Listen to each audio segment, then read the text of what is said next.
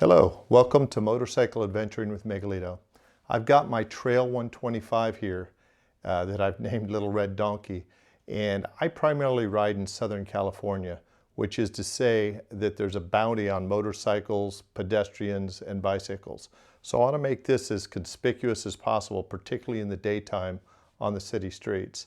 I'm going to start it up to show you the headlight. Here, let me turn the key on. The headlight. You'll see how well it does. It does all right. That's the low and high.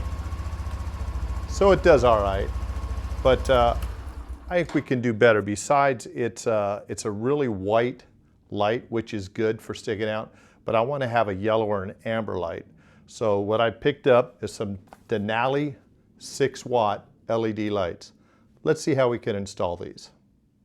Well, this is the actual light. It's a steel bracket with a weatherproof harness and a plug. We'll see if the plug works on Little Red Donkey. That's something we'll learn together. And it's got a really nice lens on it. It consists of 6 bright white LED bulbs. And it's actually visible from 180 degrees, so all the way to both sides and obviously the front. So we're going to see how that works and see if it's bright enough for my applications.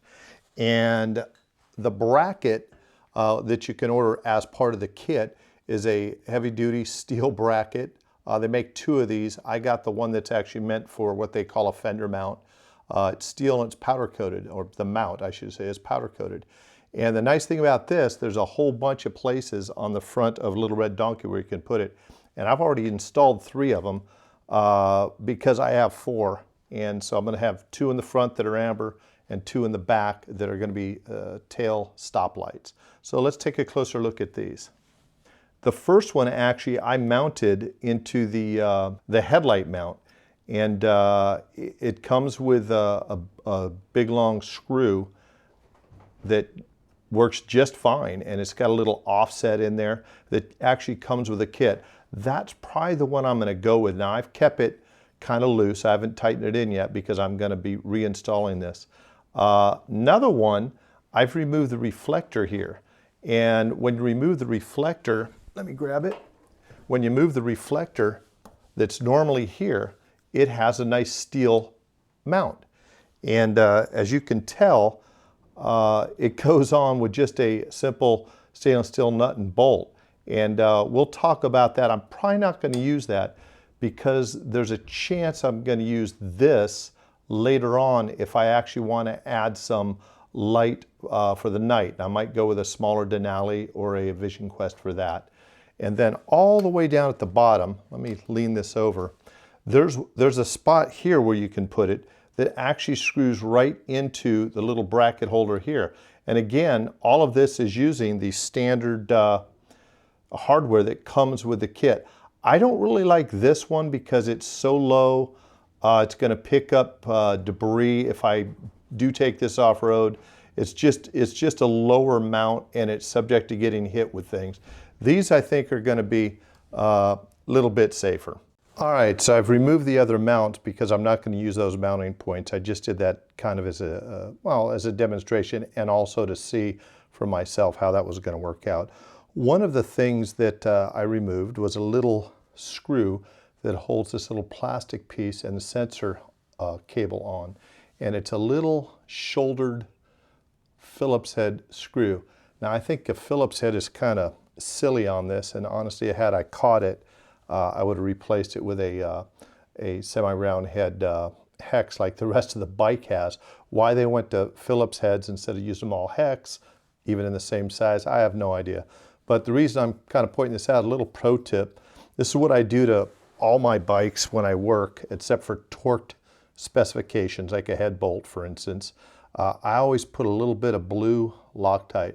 Now this is the gel blue, and just a little dab will do you, believe it or not, when I go to put things back together.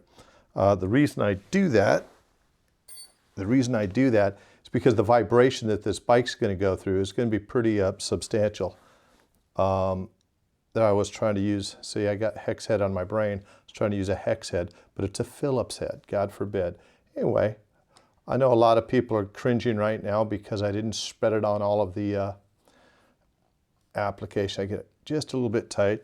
That'll do. That shouldn't vibrate out, and it should come right out. It's blue Loctite, so it's a temporary Loctite. Don't use red, for God's sakes, because you'll never get it back out. And that's such, it's all, actually blue is and red is meant for quarter, but I put just a little bit on, and that should back right out at a later date. I've used it on below, which this one is 1/4 inch. I've decided to put the mount right here. So what I have to do is remove the existing screw out of there. Now obviously I already had it out before, but I wanted to show you, dry as a bone. There's no thread locker of any type on that. And that may be cool. I mean, it's really cost prohibitive to do all that at the factory. Just my suggestion, when you go to put the various screws out that you remove, put them back on with a little bit of blue Loctite, thread locker anyway. So one of the things that Denali does, they give you a whole bunch of different hardware options because it's kind of one size fits all for the various bikes. What I found was a number 10 right here that I cut off and then chamfered the end, because when it goes through here, it projects out the back side. It was just about 3/4 of an inch, maybe an inch too long. So I went ahead and cut it off so it doesn't stick out that far.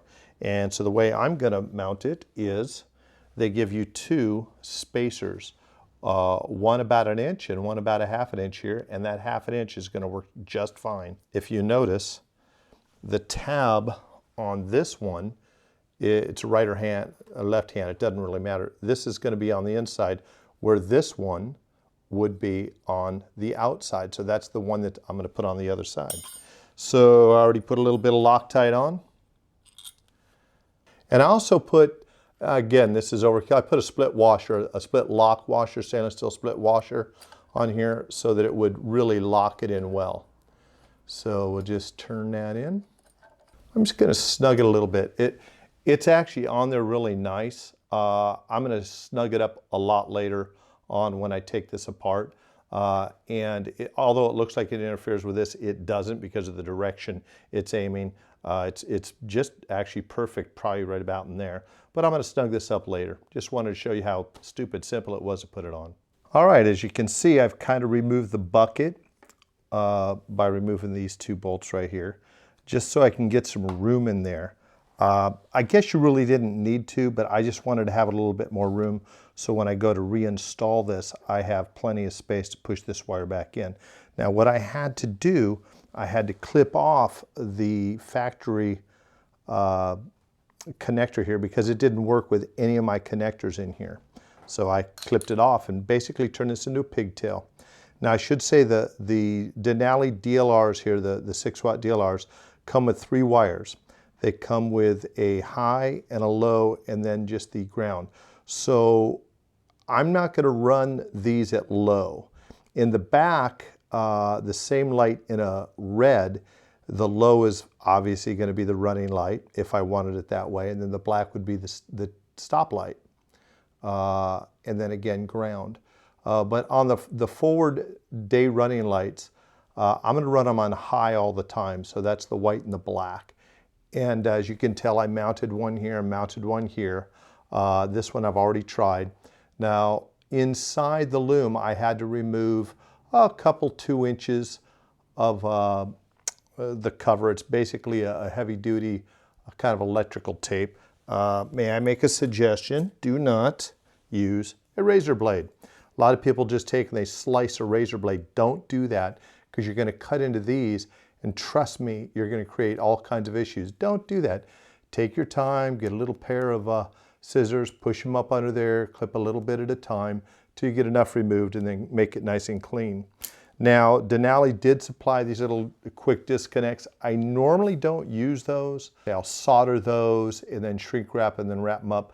In this case, I'm not going to. I want to have the removability in here, and I didn't want to be cutting into my wire loom. So I'm using the little Denali quick taps here. And they actually do just fine. If this was an off-road bike, I would not use these because there's going to be a lot of movement. Even though I'm going to tape it up really tight, there is going to be a lot of movement. But on a street bike like this, light dirt roads, this is just fine. By the way, the daylight running lights aren't a critical light. It's not going to knock out, for instance, driving lights at night if it does come undone. But I've had okay luck with these over the years. I haven't had any corrosion issues or actually vibration issues. So I'm going to go with these. So I just did the same thing on the other one. And obviously I ran it outside because I was just testing it. I'm going to run them. There's plenty of space just to run them right through the back of this. Then I'm going to bring all this extra wire because I'm going to keep it. Just kind of pile it up and I'll zip tie it in the back of this. All right, here we are. As you can see, I've got it pretty much fully wired. I ran the wires through. There's a big hole in the back, basically an access port. It's not really waterproof at all, but it doesn't have to be. By the way, this is plastic, so you're not going to scratch anything. I ran the wires through the back. I connected them on their stock wiring loom. Green is the ground. I ran the whites to that, and then the white with the white with the green stripe. I'll be honest, I don't know if that's high or low beam. It doesn't matter because I want the lights on full on high or low beam. They're daylight visibility lights. They have nothing to do with vision for me to see. It has to do with other people seeing me. Anyway, so I tapped into the green with the white stripe, no problem. I left the reds hanging because those are the low on the Denali lights, and I'm not going to be using the lows, at least out in front. And drum roll please, because you're actually going to see me test it, and if it fails, I'm going to keep it up there, and we'll find out what failed. So the low beam is on. I'm going to turn the bike on right there. Turn that on. I'm going to start it up and let's see if they go on. Ah, they do go on. So that's on low, that's on high, low, high, low, high. Zero difference whatsoever. And as you can tell, they're really bright. And that's really what I wanted.